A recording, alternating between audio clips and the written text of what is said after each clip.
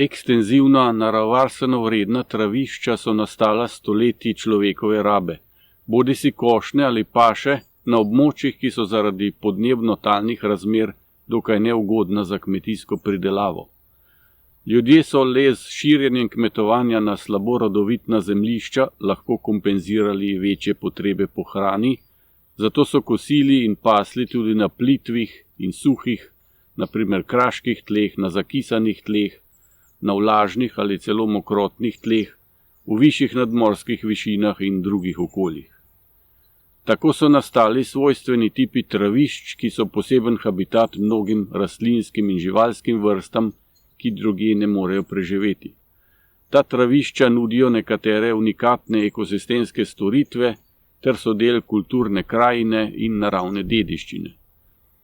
Po celi Evropi so zato prepoznana kot visoko vreden del narave, njihovemu ohranjanju pa se namenja veliko truda.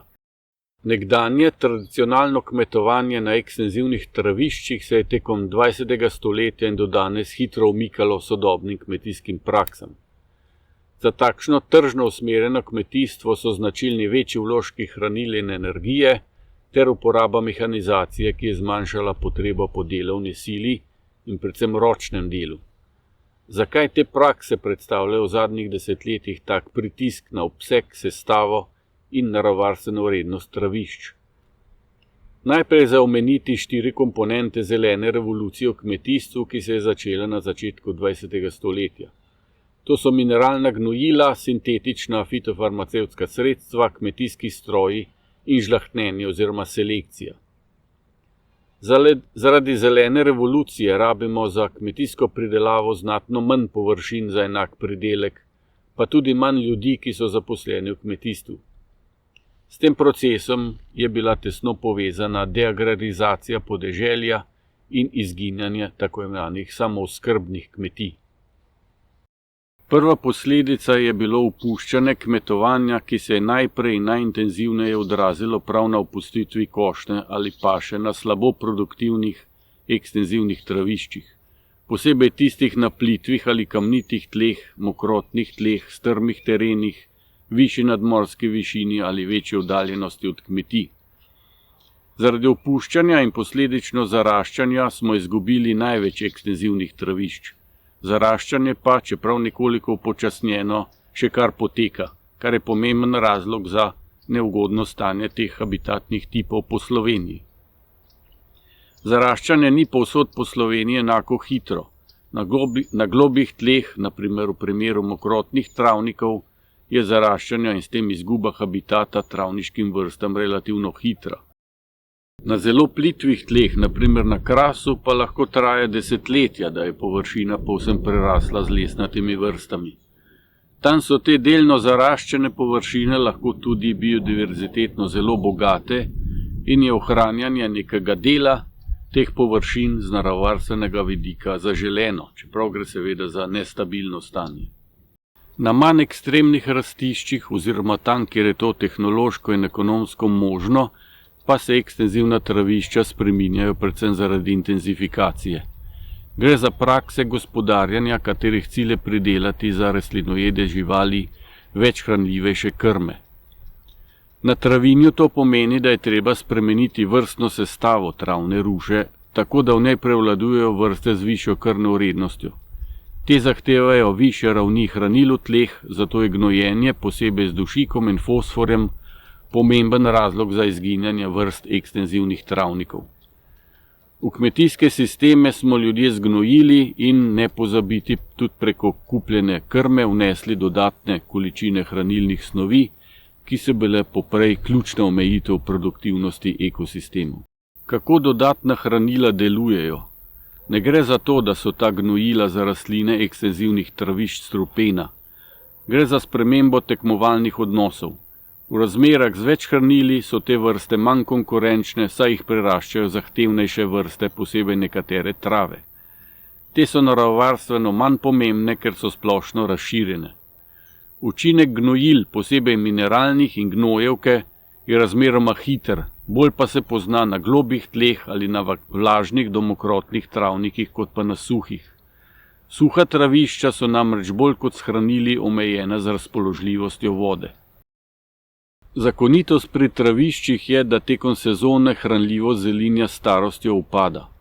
Staranje ruše je pri ekstenzivnih, slabo produktivnih travnikih relativno počasno, saj je ruša že v osnovi slabe krvne vrednosti. Zato si lahko privoščimo zakasnjeno rabo.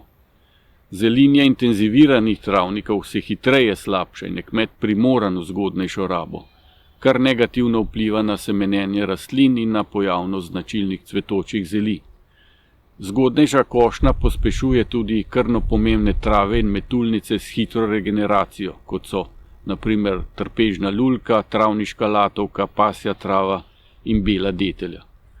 Zgodnejši rabi se pridruži še večja frekvenca rabe tekom leta, kar zavira vrste rastlin, ki rabijo dolg čas regeneracije. Krvno pomembne vrste so mezofilne, njihova ekološka niša niso ne presuhi, ne prevlažni travniki. V primeru vlažnih ali celo mokrotnih tal je intenzifikacija možna, če zemljišče z dreniranjem usušimo do te mere, da postane neugodno za vlagoljubne vrste. Dreniranju sledi tudi obilnejše gnojenje in zgodnejša raba, saj sicer usuševanje ekonomsko ni smiselno. Te procese srečamo na ravninskih območjih, ki so za intenzifikacijo v Sloveniji zelo prikladna. Stroji za to obstajajo in osuševanje je postalo dostopna tehnologija. Vlažni in mokrotni ekstenzivni travniki, stelniki in nekateri tipi travišč so zato še posebej ogroženi. V primeru zakisanih travišč je grožnja traviščem tudi ukrepa pnenja, torej dodajanja bazičnih kationov, kalcija in magnezija, ki jih krvno pomembne vrste potrebujejo, kisloljubne, naravovarstveno pomembne, vendar krvno malo pomembne vrste rastlin pa pnenje zatira. Hranljivost travne ruše v modernem kmetovanju izboljšamo tudi z vsejevanjem krvno pomembnih trav in detelj neposredno v travno rušo s pomočjo specialnih sejalnic. Vsejavajo se požlahtnjene sorte. Vsejevanju večinoma sledi intenzivnejše gnojenje, saj so vsejevane vrste zahtevne za hranila. Spremenil se je tudi način košnje, spravila in konzerviranja biomase travišč. V tradicionalnem kmetovanju je bila pridelava sena s košnjo in sušenjem eden najbolj utrudljivih del. Strojev ni bilo ali so bili redki, zato je bila košnja raztegnjena na daljši čas, za razliko od današnjih dni, ko malo število ljudi z zmogljivimi stroji naenkrat obdela velike površine. To pomeni malo nepokošenih zemljišč, kamor se lahko ob košnji umaknejo določene živalske vrste, zmanjša pa se tudi razpoložljivost hrane zanje. Seno je bilo nekoč večinoma v razsutem stanju, kasneje tudi v obliki kock sena, danes pa se ta način umika po vijanju sena v velike bale. Pogosto so povite s folijo, da pridobijo hranljivejšo travno silažo ali senažo.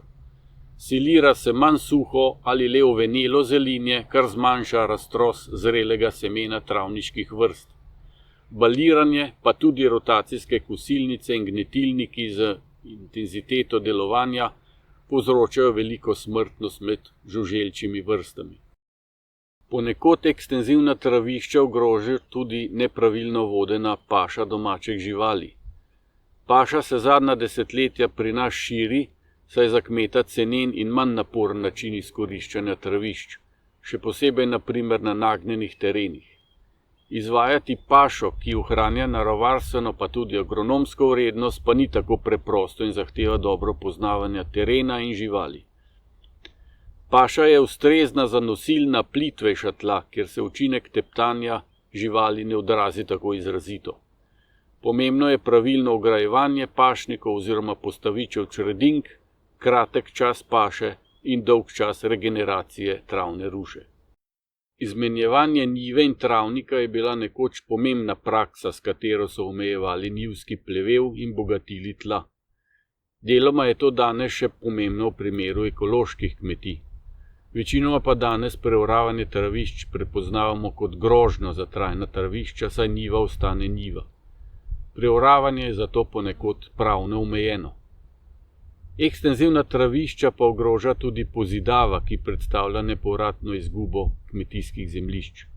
Temu problemu so izpostavljena predvsem kmetijska zemljišča v nižinah, a pozidava danes v Sloveniji ni v vrhu groženj za ohranjanje ekstenzivnih travišč, ki so zaradi prej opisanih sprememb kmetijskih praks iz takšnih območjih pogosto izginila že prej. Ohranjanje obstoječih ekstenzivnih travišč je zato zelo pomembno, saj je to mnogo lažje in ceneje kot njihova obnova, ki je običajno zelo zahtevna in lahko na primer na njivah traja tudi več kot desetletje.